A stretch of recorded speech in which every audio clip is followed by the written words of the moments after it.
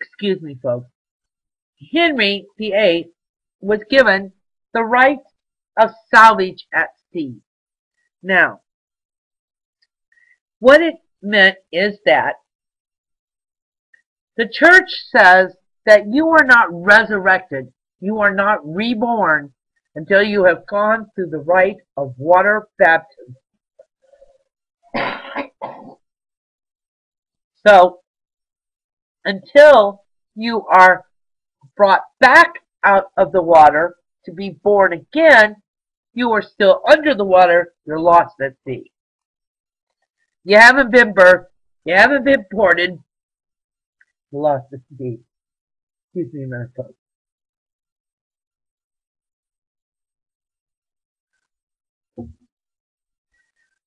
So the third crown of ball went to the rights of salvage at sea.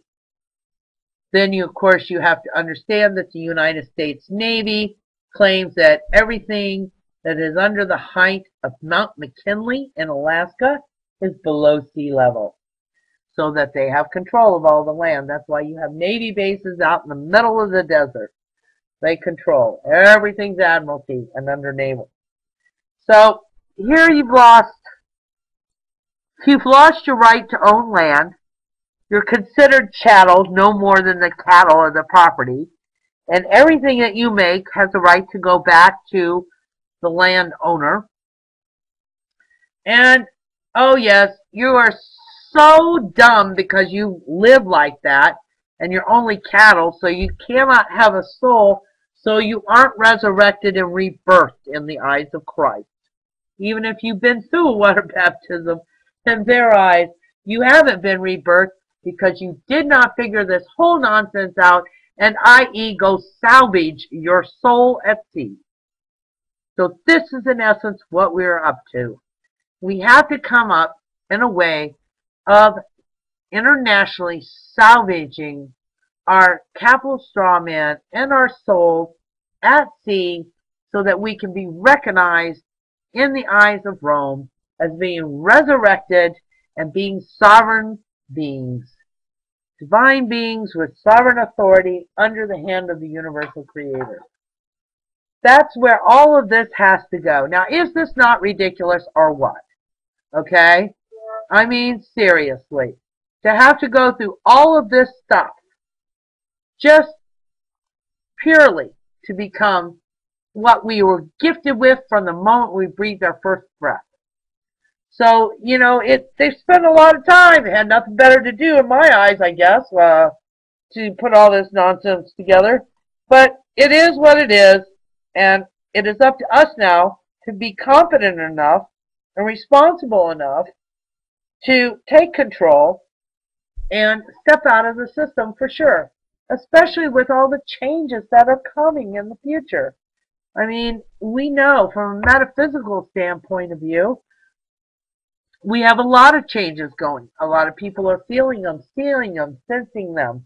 You know, we have no idea. Our planet is in great upheaval. So all we can do is the best that we can do. And that's you too.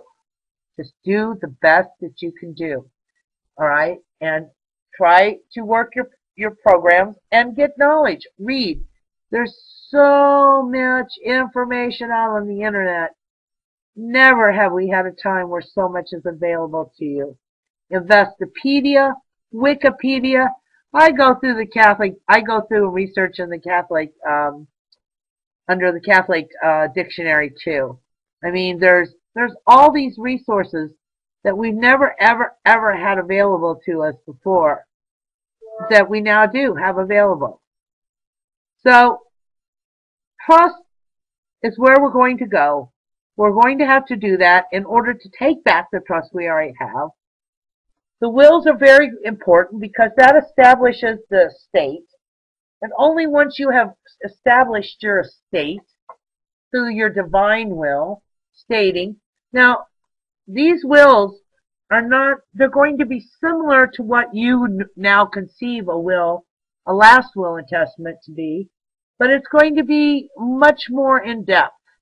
And we'll be offering various levels of these packages and wills as we go along, depending on what your needs are. Some people have a lot of in-depth stuff and they need a lot of power and authority to take care of it. Other people don't have so much, so they need so much.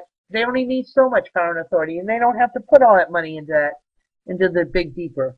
But the bigger, the more, what you're really doing is you're establishing a contract, a trust, the guts of a trust, how it is written, how that contract is written. And the contract is between the trustees and what their duties and responsibilities are to the trust and the trust. Then you have the executor's position. My opinion, and as we work it in the company, is that you cannot be an executor while you are still alive. You can be the occupant of the executor office, but there will not be an executor in your estate until you actually have stepped on through. And then the person who you have appointed as executor would then step in, and of course you should have successor executors also. The thing you need to understand about estates is they never close. They're never finalized. They don't go away. This is why they've used them. Estate probates, there is a uniform probate code out there. Most, only 16 states have adopted it. The rest of the states want absolutely nothing to do with it. And the reason for that is because probate court goes back through counties where your properties are held in the counties. The counties are where all the business goes down, okay? Title properties, estates, everything dealing with property goes through a county. So they have their own state probate laws and their own twerps and twiddles on how to handle estates and how to handle probate. Why? Because every time that a child is born, the mother, even if she says no, without her permission, is putting in an application for that child to the state through the county it was born in. That's where the state turns around. The baby's acknowledged to them through an application. Every time there's an application, there's a QSIP number created. No matter what application you ever fill out, they will have gone and applied for a QSIP number, because that is what the most important document is the application. So the mother acts as informant. The doctors sign as the two witnesses, and off to the state it goes. And the state turns around, takes that birth certificate, creates a death certificate or an incompetency. There's another word and I can't pull it out right now. Certificate, which creates the higher estate. So immediately that child is placed, his benefits, everything are being run through a higher estate. It has its own EIN number, and that is not the Social Security number. Alright? So there's a higher estate running around out there with your name on it, and your grandchildren's names on it, and your grandmother's name on it. Okay? So it goes forward and backward. They don't ever close these. Why? Because this is where they're running all the monies through. This is where they're holding all the titles in. This is where we need to go after and get them. So different will packages are about writing different levels of contracts. That's what the real difference is. Some executors and some trusts need to be very simple. Other ones need to be very intricate. So we are working with several people to work on this program. The wills aren't the problem. The estate planning is going to be a challenge. And we're trying to figure out how to assist you all in doing